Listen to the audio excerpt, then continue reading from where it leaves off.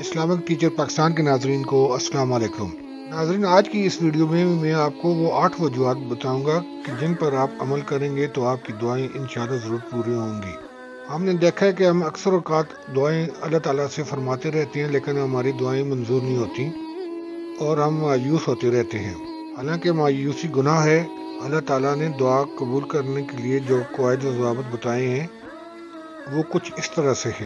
ناظرین، اگر آپ کو آج کی میری ویڈیو پسند آئی ہو تو آپ اپنے دوسرے مسلمان بہن بھائیوں تک شیئر کریں تاکہ وہ بھی اس ویڈیو سے مستفید ہوں۔ میرے چینل کو سبسکرائب کر کے بیل آئیکن پہ آل کریں۔ شکریہ۔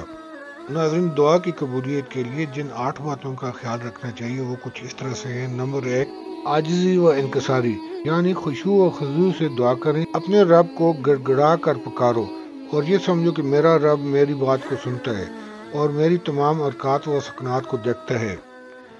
وہ میرے سامنے موجود ہے۔ وہ اپنے ماننے والوں کو ضرور دیتا ہے، محروم نہیں کرتا، اور جو اپنی حاجت کو رغبت سے طلب کرے ایسے لوگوں کی اللہ جل جلالہ تعریف فرماتا ہے۔ نمبر 2، دعاؤں میں اپنے گناہوں کا اقرار اور اس بات سے توبہ کیجیے کہ آئندہ ہرگز ایسا کام نہیں کروں گا۔ نمبر 3، اپنے نیک کاموں کا واسطہ دے کر سوال کریں، جیسا کہ رسول اللہ صلی اللہ علیہ وآلہ وسلم نے 3 آدمی کا واقعہ بیان فرمایا کہ 3 آدمی دوران سفر بارش کی وجہ سے پہاڑ کے ایک غار میں پناہ کے لیے گئے۔ ایک چٹان گرنے کی وجہ سے غار کا منہ بند ہو گیا۔ ہر ایک نے اپنے اپنے نیک اعمال کا واسطہ دے کر اللہ تبارک و تعالیٰ سے دعا کی۔ پروردگار نے ان کو اس مصیبت سے نجات دی۔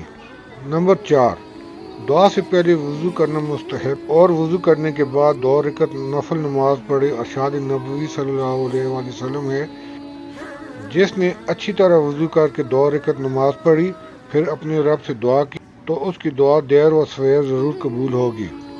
آپ صلی اللہ علیہ وآلہ وسلم نے ابو عامر رضی اللہ تعالیٰ عنہ کے لیے وضو کر کے دعا کی تھی۔ نمبر 5، دعا کرتے وقت قبلہ کی طرف منہ کیجیے، کیونکہ شریعت نے نماز کا رخ اسی کو بنایا ہے، اور رسول اللہ صلی اللہ علیہ وآلہ وسلم دعا کرتے وقت قبلہ کی طرف منہ کرتے تھے، جیسا کہ استسقاء بارش کے لیے دعا کے وقت کیا تھا۔ نمبر 6، دعا کرنے سے پہلے اللہ تعالیٰ کی تعریف کیجیے، پھر رسول اللہ صلی اللہ علیہ وآلہ وسلم پر درود بھیجیے، پھر دعا کر کے اللہ تعالیٰ کی تعریف اور نبی صلی اللہ علیہ وآلہ وسلم پر درود بھیج کر ختم کیجیے۔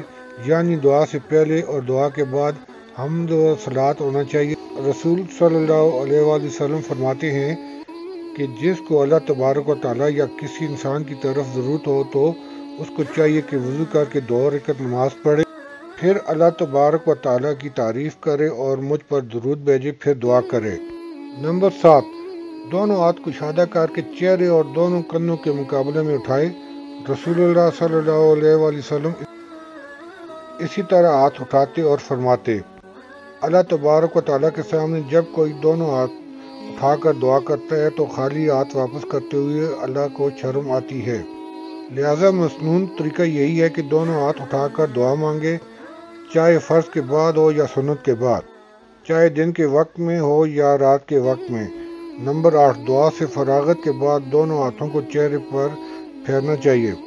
ناظرین، آج کی اس ویڈیو میں نے آپ کو دعاؤں کی قبولیت کے لیے 8 طریقے بتائے ہیں۔ انشاءاللہ آپ کی دعائیں بھی اللہ تبارک و تعالیٰ ضرور قبول فرمائیں گے۔